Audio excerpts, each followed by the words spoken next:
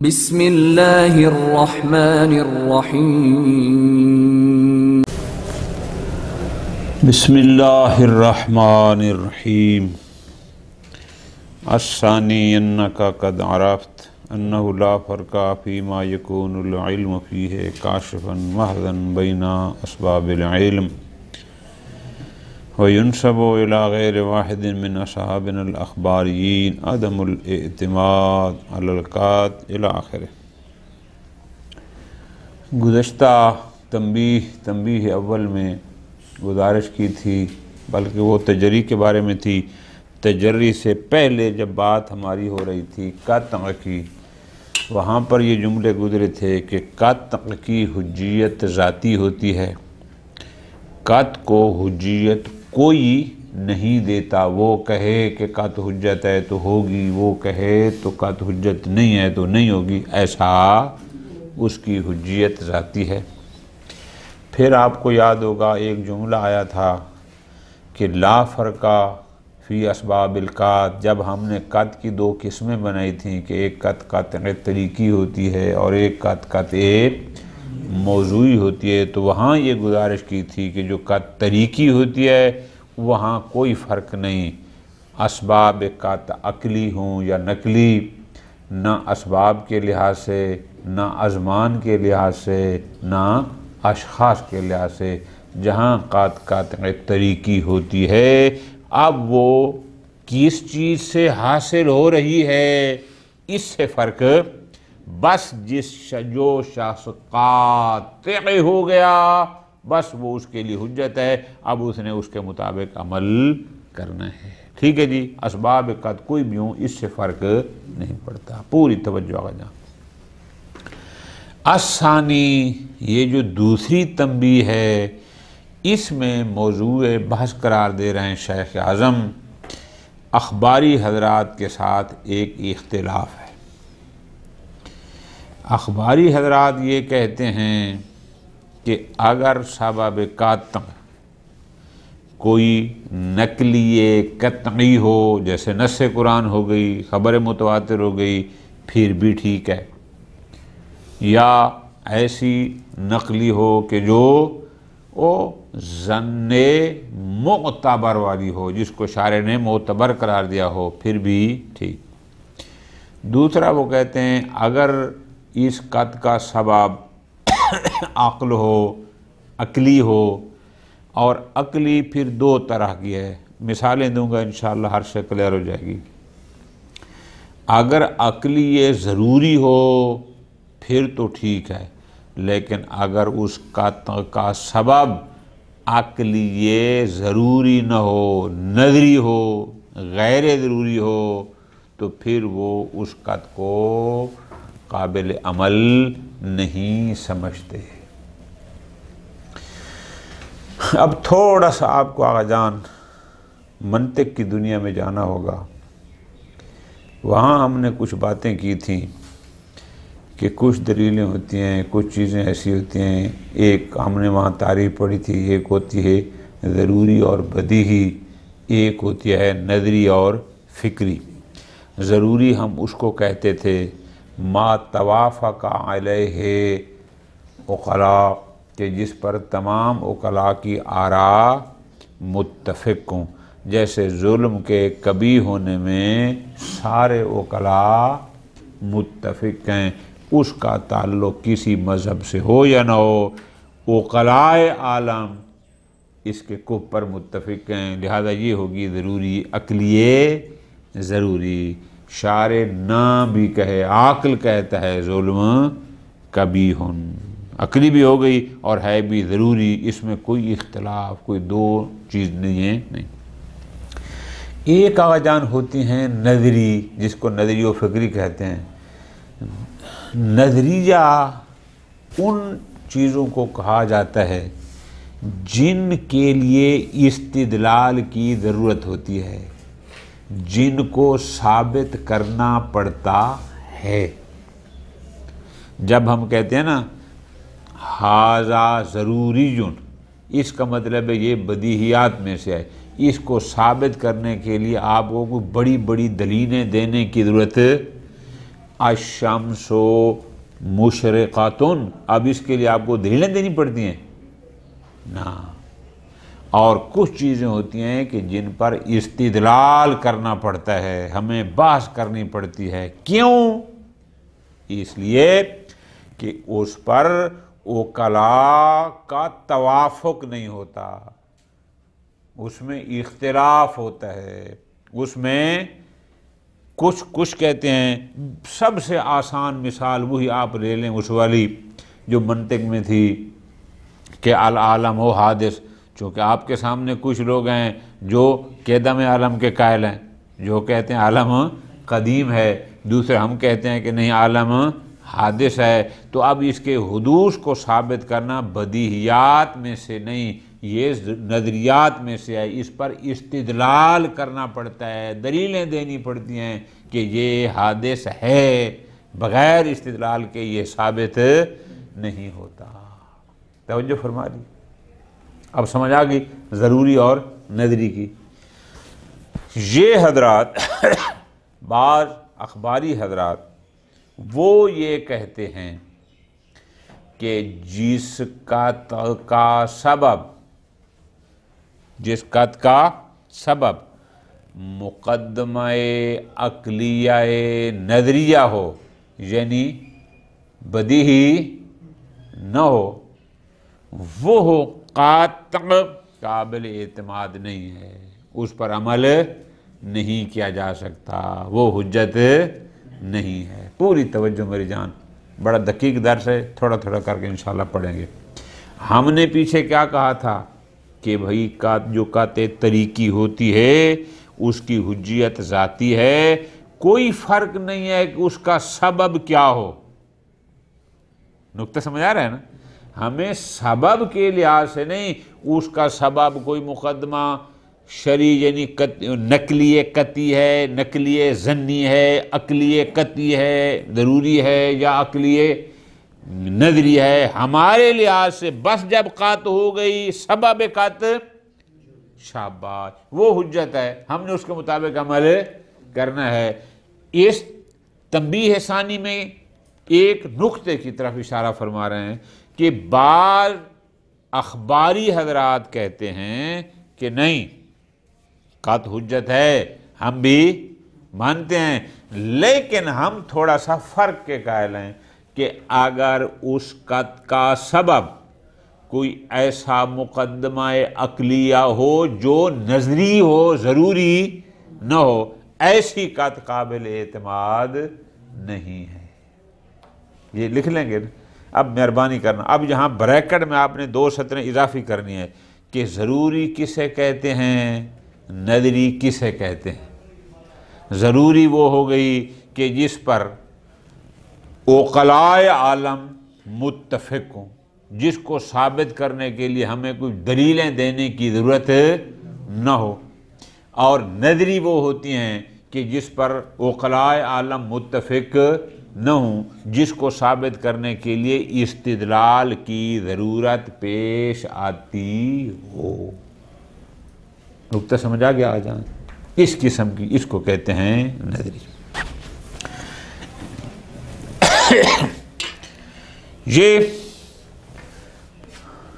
मुहद्दिस अस्त्राबादी, उनकी एक किताब है अल-फ़वाइदुल मदनिया या मुदनिया, उसमें उन्होंने ये इबारतें लिखी हैं। शेख आज़म उन इबारात को नकल करेंगे, चूँकि दकीक बात से हम इसको थोड़ा थोड़ा करके पढ़ेंगे, उतना पढ़ें जितना समझ भी आता जाए। उसमें वो ये कहते हैं कि अगर का सबब ऐसा मुकदमा हो जो अकली हो, अब नकली की बात नहीं कर रहा है, नुक्ता समझ आ गया ना? गोया नकली दोनों फारग हुए, नकली चाहे वो कती हो चाहे जन्नी हो, यानी वो भी उनका मौजूद बास अकली है। अब अकली फिर 2 किस्म के होते हैं, या अकली ज़रूरी होता है या नदरी होता है। आगे उन्होंने कैद लगाई ऐसा अकली अल गैर ज़रूरी, इसका मतलब है अकली ज़रूरी हो तो भी कोई मुश्किल नहीं है। तो बस फ़कत एक मौरद है जहाँ मुहद्दिस अस्त्राबादी उसूलियों से इख्तिलाफ कर गए। وہ کون سا مورد ہے؟ وہ یہ مورد ہے کہ اگر کسی قطع طریقی کا سبب مقدمہ عقلیہ نظریہ ہو، وہ حقات قابل اعتماد نہیں، گویا وہ اس کو حجت نہیں مانتے۔ جناب آپ کیوں نہیں مانتے؟ وہ کہتے ہیں اس لیے کہ یہ مقدمہ ہے عقلی نظری۔ نظری ہوتا وہ ہے کہ جس میں استدلال کرنا پڑتا ہے، نظری ہوتا ہی وہ ہے کہ جس میں عقلاء متفق نہیں ہوتے۔ توجہ میری جان، پھر آگے وہ کہتے ہیں محدث استرابادی رحمۃ اللہ علیہ کہ ہم نے بہت سارے ایسے مقدمات دیکھے ہیں کہ جہاں استدلال میں ان عقلاء سے خطا واقع ہو جاتی ہے، اشتباہ واقع ہو جاتا ہے۔ توجہ فرما رہے ہیں نا؟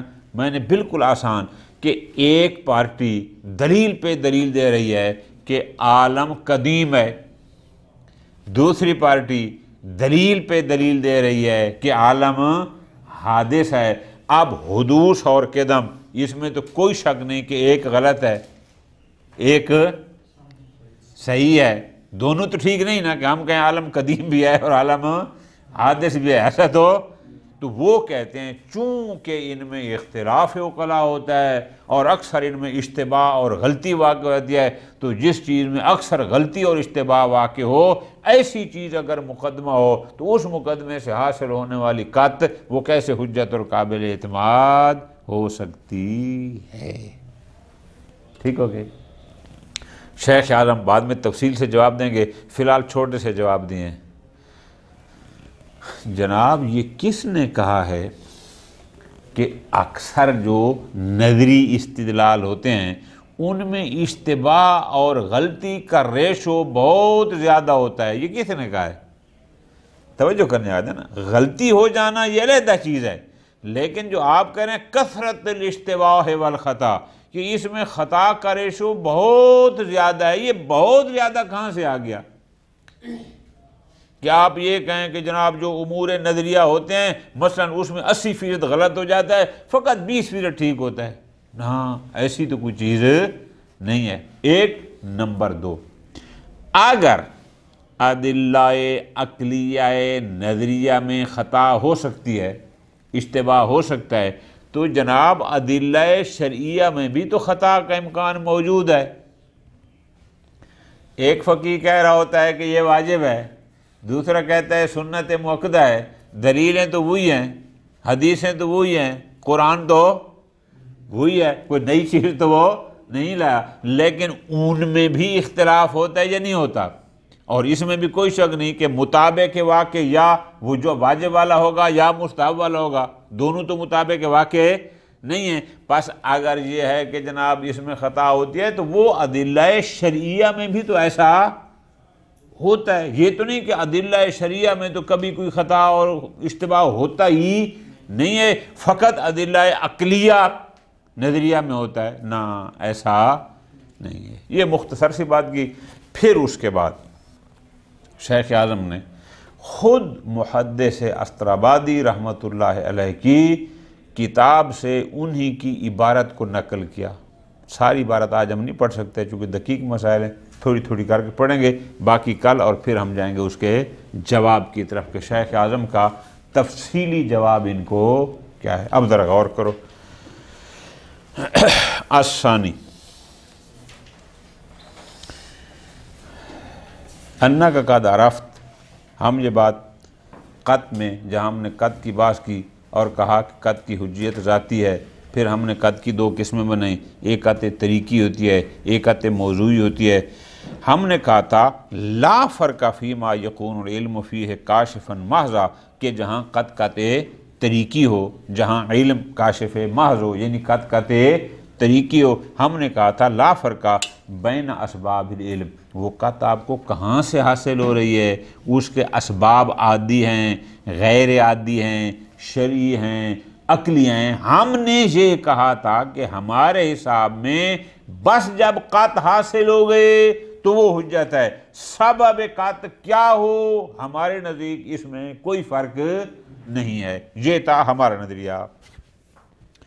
لیکن وَيُنْسَبُ إِلَىٰ غَيْرِ وَاحِدٍ مِّنْ أَصْحَابِنَا الْأَخْبَارِيِّينَ، ہمارے ہی علماء اثنا عشری، ان میں سے شیعہ علماء جیسے محقق استرابادی، محدث جزائری، بحرانی رحمۃ اللہ علیہم، ان میں سے کچھ بزرگان کیا کہتے ہیں؟ توجہ کرنا میری جان، عدم الاعتماد علی القاطع الحاصل من المقدمات العقلیہ القطعیہ غیر ضروریہ۔ ٹھیک ہے جی، اب میں تفصیل بتاؤں گا، مزہ آ جائے گا۔ نمبر 1، یعنی وہ کہتے ہیں کہ اگر قطع کا مقدمہ نقلی قطعی ہو، جیسے نص کتاب ہو گئی، خبر متواتر ہو گئی، کوئی مسئلہ نہیں، حجت ہے۔ نقلی ظنی ہے، لیکن ایسا ظنی جو ظن معتبر ہو، وہاں بھی وہ کہتے ہیں کہ قطع حجت ہے۔ اگر عقلی ہے لیکن عقلی قطعی ضروری ہے، وہاں پر بھی حجت ہے۔ چوتھے مقام پر وہ رک جاتے ہیں کہ اگر قطع کا سبب مقدمہ عقلیہ قطعیہ غیر ضروریہ ہو، جس کو آپ نظری کہتے ہیں، کہ اگر وہ عقلیہ نظریہ ہو تو بزرگان کی طرف نسبت یہ دی جاتی ہے کہ وہ کہتے ہیں کہ ایسی قطع حجت نہیں ہے۔ اچھا، وہ کیا کہتے ہیں؟ وہ کہتے ہیں لِكَثْرَةِ وُقُوعِ الِاشْتِبَاهِ وَالْغَلَطِ فِيهَا، چونکہ ان مقدمات عقلیہ نظریہ میں، ضروریہ میں نا، نظریہ میں بہت زیادہ اشتباہ اور خطا واقع ہو سکتی ہے، لہذا جس میں بہت زیادہ خطا اور اشتباہ واقع ہو، لا يمکن الرکون الی شیء منہا، ایسی چیزوں پر اعتماد کرنا ممکن نہیں ہے کہ جس میں غلطیاں بہت زیادہ ہوتی ہوں۔ ٹھیک ہو گیا آ جائیں؟ اچھا، شیخ اعظم ایک بات یہاں کرتے ہیں، پھر دوبارہ اخباریوں کی عبارت کو نقل کریں گے، دو بزرگان کی، پھر تفصیلی جواب بعد میں آئے گا۔ فی الحال یہاں چھوٹا سا جواب یہ دیں کہ یہ جو آپ کہہ رہے ہیں کہ ان جناب عقلیہ نظریہ مقدمات میں غلطیاں بہت ہوتی ہیں، اس پر اعتماد کرنا صحیح نہیں ہے، تو اس عدم رکون سے جناب کی مراد کیا ہے؟ پوری توجہ، بہت لطف کی بات ہے۔ کیا آپ یہ کہنا چاہ رہے ہیں کہ چاہے ان سے تمہیں قطع حاصل ہو بھی جائے پھر بھی وہ قطع قابل اعتماد نہیں ہے، یہ مراد ہے؟ یہ تو یقیناً درست نہیں ہے۔ کیوں کہ یہ کیسے ہو سکتا ہے کہ قطع حجت بھی اور حجت بھی؟ قطع کو حجت کوئی نہیں دیتا، قطع کی حجیت اپنی ہے، جہاں قطع وہاں حجیت۔ ایسا تو ہے ہی نہیں نا کہ قطع ہو اور حجت، یہ تو وہاں ہوتا ہے جب کوئی بنانے والا کہے۔ وہاں جب ہم کہتے ہیں کہ الظن حجت، وہاں کیا کہتے ہیں؟ فلاں ظن کو حجت قرار دیا گیا اور فلاں ظن کو حجت قرار، شاباش۔ لیکن قطع میں تو ایسی نہیں ہے کہ کسی نے آ کر کہا ہو کہ یہ قطع ہو، قطع ہے تو حجیت ہے۔ توجہ، فَإِنْ أَرَادُوا، اگر ان بزرگان اخباری علماء کا مراد یہ ہے کس ہے کہ عدم جواز الرجوع رکون بعد حصول القطع، کہ شخص کو ان فرض کرو مقدمات عقلیہ غیر ضروریہ سے قطع حاصل ہو گئی ہے، قطع حاصل ہو گئی ہے اور اس کے باوجود بھی اس پر اعتماد کرنا جائز، اگر تو یہ مراد ہے فلا یعقل ذلک، اصلا یہ معقول، یہ بات قابل قبول کسی بھی لحاظ سے نہیں۔ کیوں؟ کہاں پر؟ فی مقام اعتبار العلم من حیث القطع، جہاں پر علم معتبر ہے من حیث القطع، کیا کہ جہاں قطع طریقی ہو، جہاں قطع طریقے محض ہو۔ اب ہم کہیں کہ اس کو قطع بھی ہے اور حجت بھی نہیں ہے، ایسا نہیں ہے۔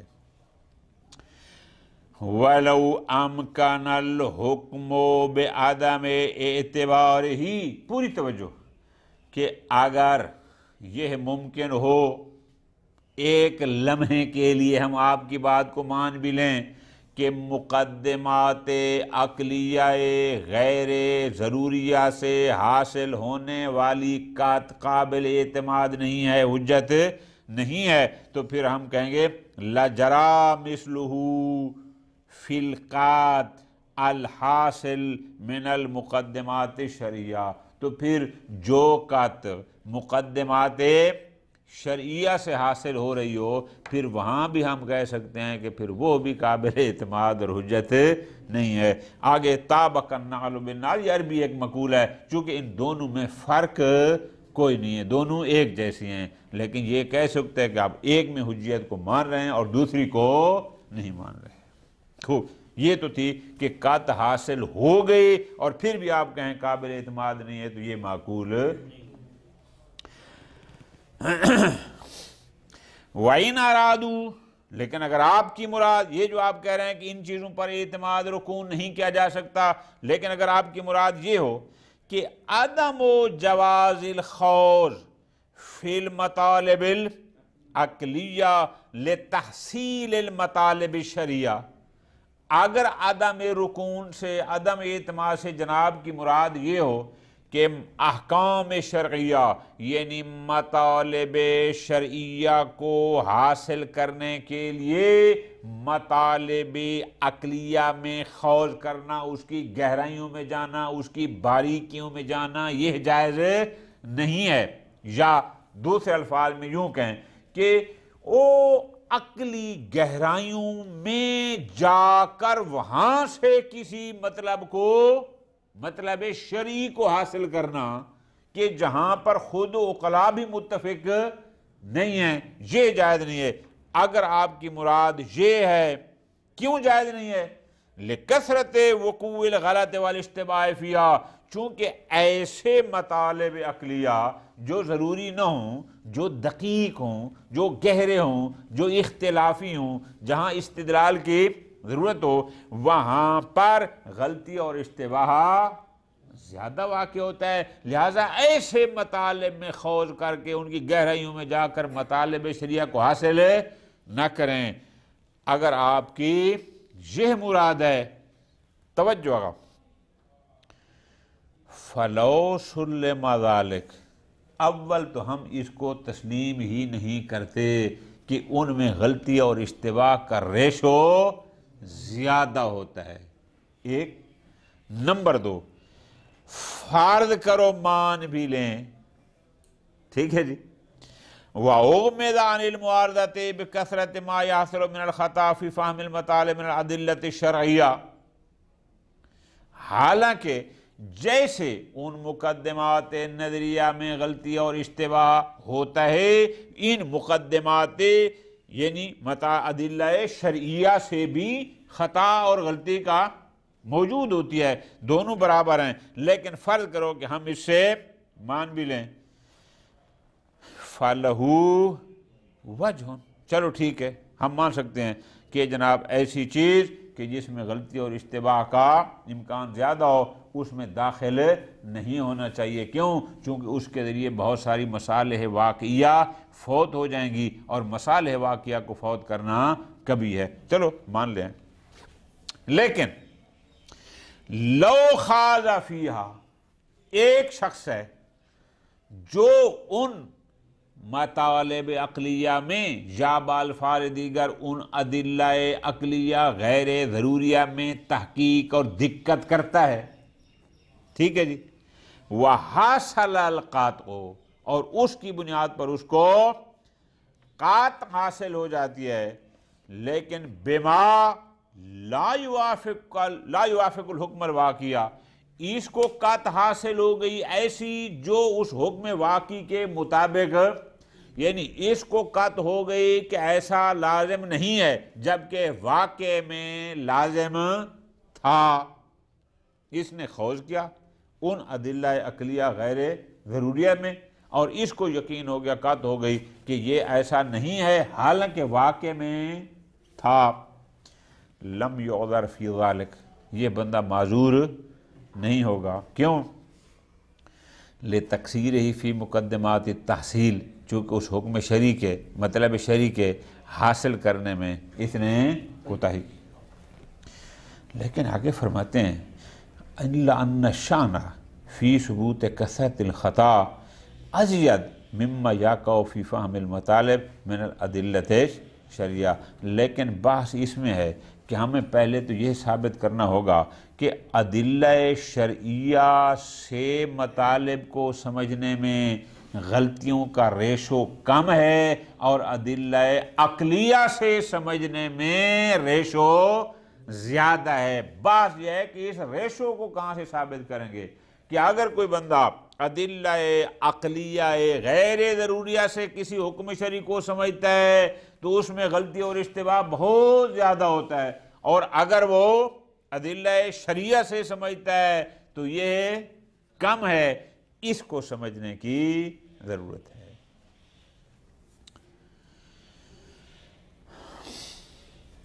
فرماتے ہیں وَقَدْ أَثَرْتُ بَعْدَ مَا ذَكَرْتُ هَذَا، یہ جو عبارت تھی یہ بھی انہی سے تھی، لیکن پھر میں نے خود دیکھا ہے کہ کیا ایک عبارت ہے یحکیٰ عن المحدث الاسطرابادی، محقق اسطرابادی رحمۃ اللہ علیہ کتاب الفوائد المدنیہ، اس میں ان کی ایک عبارت ہے، شیخ اعظم اس ساری عبارت کو نقل کرتے ہیں۔ کیا؟ فی اعداد مستدل بہ علی انحصار دلیل فی غیر ضروریات دینیہ فی السماع عن صادقین علیہم السلام، یا صادقین پڑھیں گے اگر ضمیر ہم کی ہوگی تو۔ انہوں نے اپنی کتاب میں توجہ کرنا ہوگا، شمار کیے ہیں اپنے پر کہ میں آپ کو دلیلیں دیتا ہوں، دلیل نمبر 1 2 3 4 5 6 7 8 چلتے چلتے نام پر آگے۔ اچھا کیا وہ کہتے ہیں کہ ضروریات دینیہ کے علاوہ فقط وہی دلیل ہمیں قابل قبول ہے جو ائمہ ہدا علیہم السلام سے سنیں گے، اس کے علاوہ ہمیں کوئی دلیل قبول نہیں۔ یہ صادقین بعد کے بعد علیہما لکھا ہے تو صادقین پڑھیں گے، بعد میں علیہم بھی لکھا ہے کسی نسخے میں، بہرحال وہ موضوع نہیں ہے۔ دلیل کس بات پر آگا؟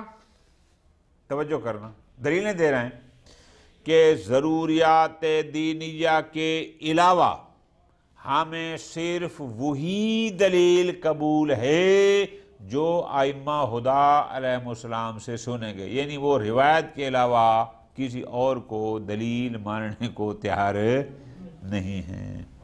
وہ دلیل کیا ہے؟ الدلیل التاسع، یہ انشاءاللہ پھر ملا کے پڑھیں گے ساری۔ صلی اللہ علیہ محمد وعلیہ